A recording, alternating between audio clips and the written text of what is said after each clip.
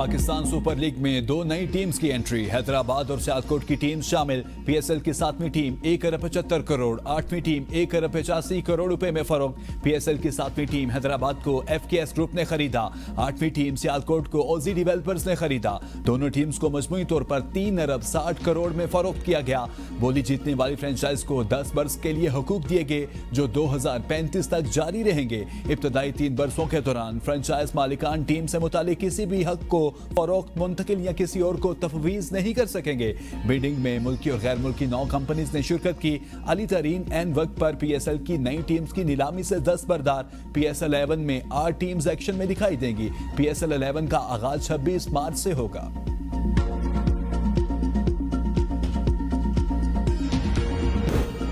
Chairman PCB Mohsin Naqvi की PSL की 2 नई टीम्स के मालिकान को मुबारकबाद। प्रेस कॉन्फ्रेंस में कहा, पीएसएल में 2 नई टीम्स की शमूलियत एक तारीखी लम्हा है। हैदराबाद और सियालकोट के अवाम को दिली मुबारकबाद पेश करता हूं।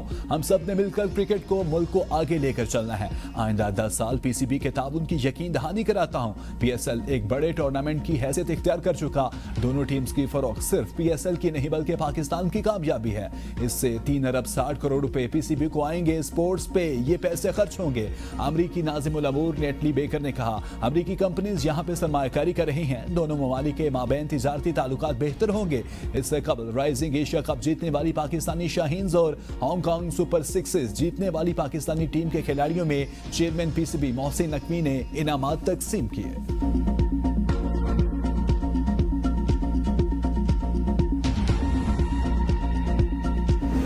के हैदराबाद के नाम से पीएसएल में एक नई टीम इंट्रोड्यूस हुई है और हम यही तवक्का करेंगे कि जल्द अज जल्द जो है खिलाड़ियों के नाम भी अनाउंस किए जाए। तो फिर अब 175 करोड़ की नीलामी हुई है, उस टीम का नाम हैदराबाद रखा गया। तो हैदराबाद में खासा जोश खरोश पाया जा रहा है। क्रिकेट के यहाँ पे बहुत सारे दीवाने भी रहते हैं, तो क्रेज़ भी है लोगों में क्रिकेट का। तो पीएसएल की दुनिया का मशहूर ब्रांड है क्रिकेट के लिहाज से।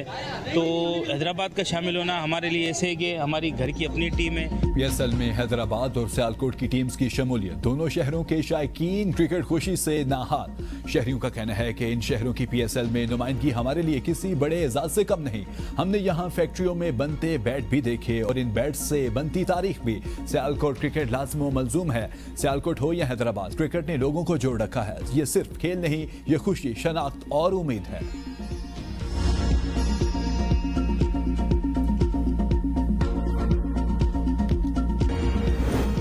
दहशतगर्दी के मुकम्मल खात्मे तक चैन से नहीं बैठेंगे। खैबर पख्तूनख्वा की तरह बलोचिस्तान को भी दहशतगर्दी ने बुरी तरह मुतासिर किया। वज़ीर आज़म शहबाज शरीफ की कोयटा में तकरीब से खिताब। कहा, बलोचिस्तान में दहशतगर्दी के तदारुक के लिए फील्ड मार्शल फौज को लीड कर रहे हैं। फितना खारिज को हमसाया ममालिक की सपोर्ट हासिल है। दहशतगर्दी के खिलाफ हमारी जंग आज भी जारी है। तमाम तर चैलेंजेस के बावजूद बलोचिस्तान में फाल, बासलाहियत और मुखलिस हुकूमत काम कर रही है। पाक फौज ने भारत को तारीख का ऐसा सबक सिखाया जो हमेशा याद रखा जाएगा। एनएफसी के तहत वसाइल सूबों को फराहम किए जा रहे हैं।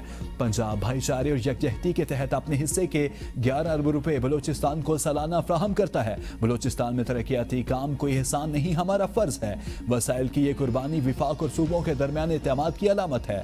कौमी यकजहती और विफाक को मजबूत करने के लिए कुर्बानी नागुज़ीर है। वज़ीर आज़म ने कौमी शाहरा NA-25 का संग बुनियाद भी रखा। कहा, इन मंसूबों का बलोचिस्तान की तरक्की से बराह रास्त ताल्लुक है। कच्ची केनाल पर जल्द फैसला करके बलोचिस्तान के अवाम को तोहफा देंगे।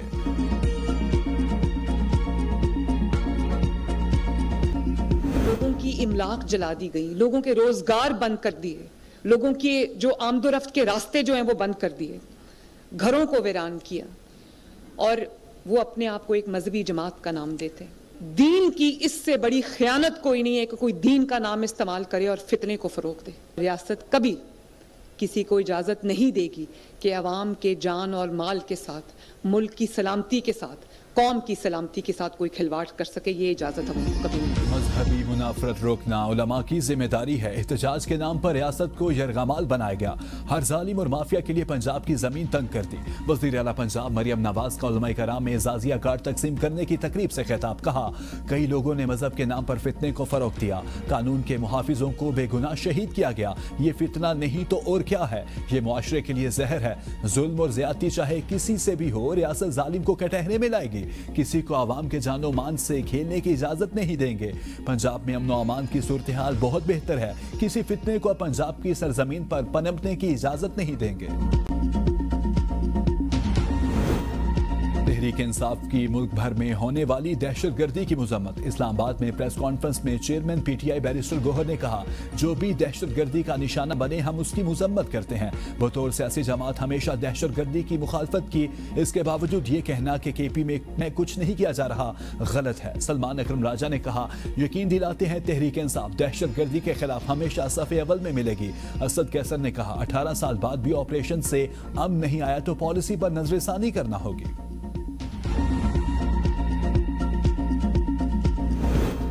अपोजिशन को बारहा कहा, नापरस्ती से निकले, हमारे साथ बैठे, हम बातचीत को तैयार हैं। विफाकी वजीर नजीर आजम नजीर तारड़ कहते हैं, बानी पीटीआई की रिहाई अदालत ने देनी है, इसका अजाला अपील है।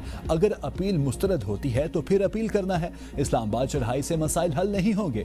जजेस को इंसाफ पसंद होना चाहिए, नापरस्त नहीं। विफाकी आईनी अदालत से विफाक मजबूत होगा। वकला से रिश्ता काले कोट का है, ये तब तक चलेगा जब तक सांसें हैं।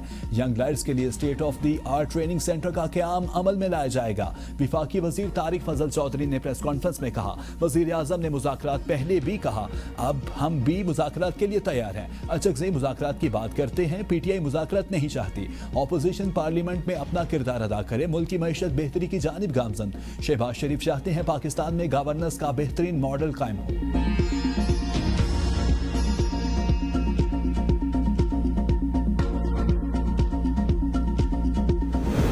तहरीके तहफ़्फ़ुज़-ए पाकिस्तान ने हुकूमत से मुज़ाकरात को मशरूत कर दिया। अपोजिशन लीडर के ओहदे के लिए महमूद अचकज़ई की तकर्री का नोटिफिकेशन का इजरा पहली शर्त करार। हुकूमत से मुज़ाकरात के लिए 1973 के आइन की असल शक्ल में बहाली। बुनियादी इंसानी हुकूक की पामालियाँ खत्म। बानी तहरीक इंसाफ समेत सियासी कैदियों की रिहाई का भी मुतालबा। शफाफ इलेक्शन कमीशन और आइंदा आम इंतखाबात का तयन करने की शर्त भी रखी जाएगी। हुकूमत ने लचक दिखाई तो महमूद अचकज़ई हुकूमत से मुज़ाकरात करेंगे।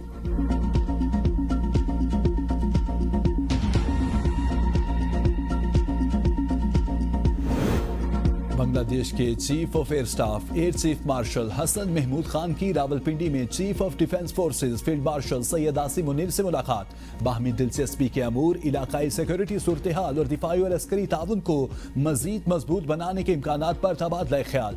दोनों फरीकैन ने पेशावराना ताउन, तरबियती तबादलों और मुसल्लह अफवाज के दरमियान दिफाई रवाबित को फरोग देने की अहमियत पर जोर दिया। बांग्लादेश एयरफोर्स के सरबराह ने पाकिस्तान की मुसल्लह अफवाज की पेशावराना सलाहियतों को सराहा। बांग्लादेशी फजाइया के सरबराह का नेवल हेडक्वार्टर इस्लामाबाद का दौरा। सरबराह पाक बहरी एडमिरल नवीद अशरफ से तफसीली मुलाकात। बाहमी पेशवाराना दिलचस्पी के अमूर पर बातचीत। इलाकाई सलामती के फरोग और दो तरफा दिफाई ताउन को मजीद मजबूत बनाने पर इत्तफाक। पंजगोर से तुरबत असलहा मुंतकिल करने वाला दहशतगर्द गिरफ्तार। साजिद के कब्जे से 5 rocket, 2 rifles, 20 hand grenade, 23 magazine बरामद। साजिद का लदम तंजीम के लिए लिटरेचर लिखने और भर्तियों में भी मुलविस रहा। डीआईजी सीटीडी बलोचिस्तान एजाज गोराया की प्रेस कॉन्फ्रेंस कहा, मजीद 3 अफराज सरफराज, जहांजेब और बेजन को भी गिरफ्तार किया गया। 18 साल सरफराज ने पुलिस और पोलियो ड्यूटी की निगरानी करने की कोशिश की। बच्चों की जहन साजी करके दहशतगर्द सरगर्मियों में इस्तेमाल किया जा रहा था। Additional chief secretary Hamza Shafqat ने कहा कि गुज़श्ता साल 730 से ज्यादा इंसदादे दहशतगर्दी ऑपरेशंस किए गए। पूरे सूबे में पुलिस की अमलदारी मौजूद है। पीटीआई कराची को जलसे की इजाजत ना मिली। ऐवान सनत और तिजारत कराची ने वज़ीर आला खैबर पख्तूनख्वा सुहेल अफरीदी की दावत मनसूख कर दी। खत में गैर मुतवक्के हालात की वजह से दौरा मनसूख करने पर माजरत का इजहार किया। पीटीआई सिंध के सदर हलीम आदिल शेख का कहना है, कल वज़ीर आला सिंध सुहेल अफरीदी सिंध के दौरे पर पहुंचेंगे। वज़ीर आला की पीटीआई रहनुमाओं, कारकुनों, असीरान से मुलाकातें होंगी। सुहेल अफरीदी कराची के मुख्तलिफ इलाकों में जाएंगे। जुल्म, जबर और फिस्तायत के खिलाफ जिदोजहद जारी रखेंगे। मेयर कराची मुर्तजा बहाब का कहना है, सुहेल अफरीदी हमारे मेहमान हैं, उनको वेलकम करेंगे। प्रोटोकॉल भी दिया जाएगा। एहतजाजी तहरीक उनका हक है, लेकिन अमन व अमान के मसाइल पैदा ना किए जाएं।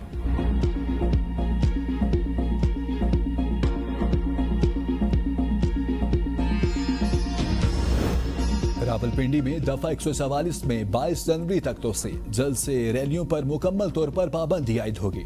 लाउड स्पीकर असलहे की नुमाइश पर भी पाबंदी आयद होगी। तहरीके तहफ़्फ़ुज़ यानी पाकिस्तान के सरबराह महमूद खान अचकज़ई की क़यादत में काफिला लाहौर की हदूद में दाखिल। गुजरात में नामालूम अफराद की जानिब से काफिले में शामिल गाड़ियों के शीशे तोड़ने, गोजर खान और दीगर इलाकों में इस्तकबाल के लिए आने वाले कारकुनों की गिरफ्तारियों के इल्जाम भी आयद किए गए। मीडिया से गुफ्तगू करते हुए महमूद खान अचकज़ई ने कहा कि वो किसी से लड़ने या तसादुम के लिए नहीं बल्कि आइन की बालादस्ती और जुल्म के खात्मे के लिए निकले हैं। उन्होंने अवाम से अपील की कि आइन, जमहूरियत और अमन के लिए इस तहरीक का साथ दें।